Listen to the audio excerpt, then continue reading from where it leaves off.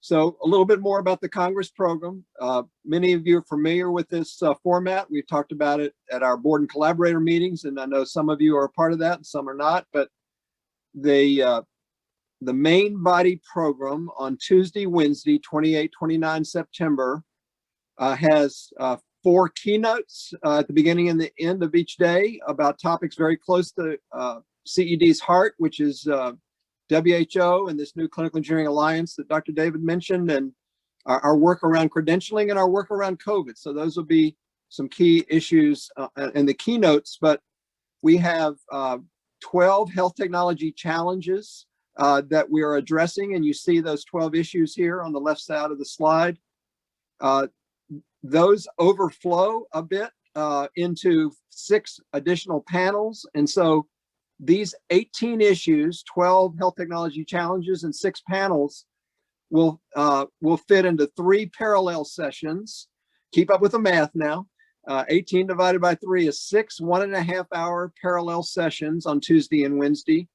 And the format of those will be 7 speakers of 10 minutes each, 70 minutes plus another 20 minutes Q&A. And so the overflow that I mentioned, it's these wonderful topics. How do we continue to build up and start, if necessary, but build up national clinical engineering societies, going deeper on digital health, women in clinical engineering, and the incredible contributions they make every day, going deeper in COVID case studies, clinical engineering, national and global impacts, and industry innovations. We certainly want to give our abstract submitting industry colleagues a chance to show the incredible work they're doing. As Yadin mentioned, we do have a global summit on that pre-conference day on Monday, September 27th. During the process of the Congress, we will give these awards as shown, and we will have these social events. I'll mention the social events. Monday night is kind of the kickoff after the global summit from 6 to 7:30, an opening reception that's part of your registration.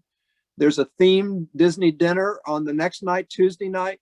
And as we've all said, I'm bringing my family. I want you to bring your family to Disney World. I'm going to go deep on one more point here and for Yadin's comments. So the presenters, you know, the selection process is challenging. Brad said it, Yadin said it. We've tried to get the most regions of the world. You know, we think through the lens of the WHO 6 regions of the world. We want to get the most topics before. We want to get the most people. And so when I said earlier, you know, 370 abstracts, 660 people standing behind these abstracts, 60 plus countries, we want to give, you know, the younger folks and the more experienced folks a chance to present. We want to give the countries that are small and maybe we haven't heard their voice before, and the countries that are established. We want to give all of them a chance to be at the microphone and sharing their work. This is an important comment. For those accepted into the program based on the reviewers, these scorers from around the world who, you know, we assign largely randomly. We let them do it in their area of expertise, but so 3 scores from reviewers, you know, led to the scoring. But for those accepted into the program, there's a very limited amount of scholarship and discounting available, and we'll be talking about that more in the month of May. So, and also will it help students at some level? So stay tuned for that. Yadin, comments about this slide? Thank you, Tom. I wanted to add to the description that Tom talked about by, first of all, thanking the volunteers who served on the scientific committee. We are talking about many of the colleagues online here today, as well as others that could not attend, but literally every corner of the world was presented on the reviewers. And I would like to recognize specifically the effort that Brad put together into setting up the metrics of how we can best and most fair way evaluate the submission to make sure that the experts, as well as the novices, the well-funded countries, as well as the low-resource countries, the practitioners and the educators, the regulators, as well as the care providers, academicians, etc., will have a same chance of getting accepted through this metric. And the metrics was very, very successful because, as Tom described to you, over 300 submissions, and those that were selected representing over 60 countries is a great reflection on the ability to bring together such a wide spectrum of information from so many levels of expertise. So I would like to recognize the effort of the reviewers. It was not simple, but it worked well. They collaborated, and we make every effort to make it fair, but at the same time, pass the judgment on the best qualifying information. Now about the presenters. A question came up on the Q&A here. What if I'm not presenting? Can my co-author be presenting?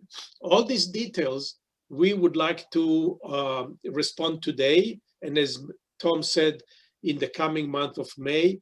But in general, we understand there are difficulties this year with crossing countries because of this COVID-19 pandemic situation. Things are changing moment by moment, literally. Yesterday, 3 more countries were added to the list of people who can come into the US without any quarantine, etc. But I would need to make sure that you realize that we need to stay on top of that. We will help to communicate and spread the word.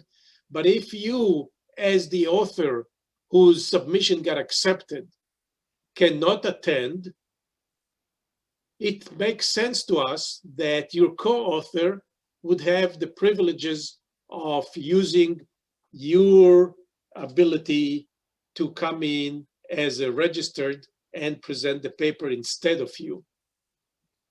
I would like to see that we all make the effort to physically be on site. Industry and vendors are expecting us to be visiting their booth.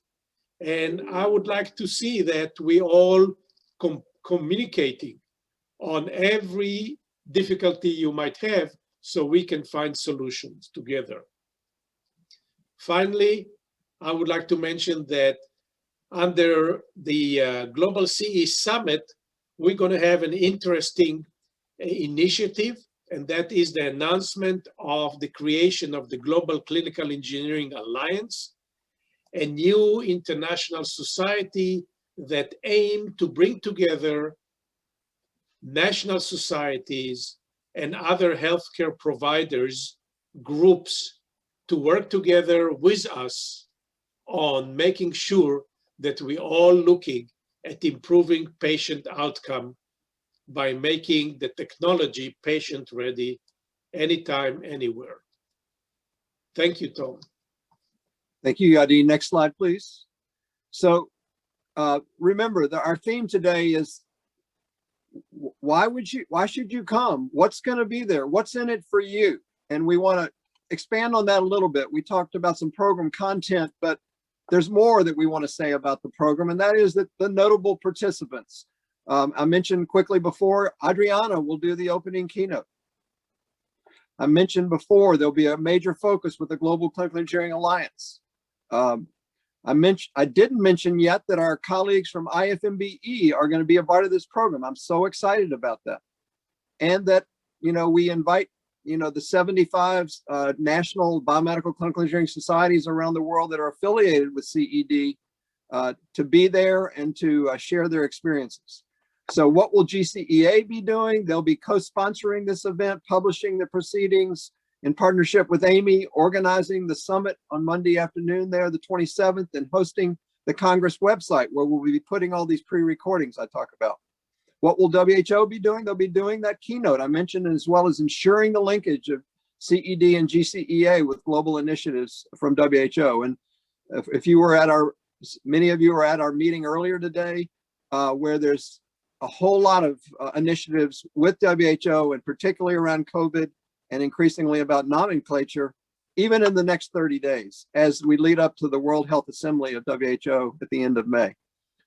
IFMBE will have their Administrative Council and Council of Societies meeting on that Monday, the 27th, and they'll have an academic focused track in addition to the 3 tracks I mentioned on the previous slide on that Monday, Tuesday, or that Tuesday, Wednesday Congress as well. We will offer regional meetings. Many of you noted that for the 6 regions of the world, the clinical engineers and the health technology management, health technology leaders to get together on that Monday pre-conference day earlier in the day before we do some offer some courses that many of you know about. Those courses will be in cybersecurity, writing clinical engineering research papers, digital health education. You know, Yadin and I and Brad travel many places. Well, before COVID we did, where there's the master's programs are saying, how do we inject more digital health into our curriculum? And, you know, we're helping with that. And Amy's board chairman and its leadership will be, of course, an important part of the program participants. We mentioned very quickly earlier, there'll be student competition. I'm really thinking about 2 sides, CED for 35 years and younger practitioners engaged in academic programs. And so there will be the student paper competition, as well as for IFMBE, but there'll be the young investigators, typically what the postdoctoral folks. All right, next bullet, poster and pre-record sessions. I know this is an important point for many of you. We want you to attend in person. You know that, you're hearing that repeatedly today. If you're able to attend in person, but you're not formally on the program and invited to be on the program, in other words, you don't have an oral presentation to give, we want you to bring your poster session, and that will be, there'll be guidelines on the website on how to deal with that, and that will be no extra cost. It'll be part of your Congress registration. The poster will be part of your Congress registration.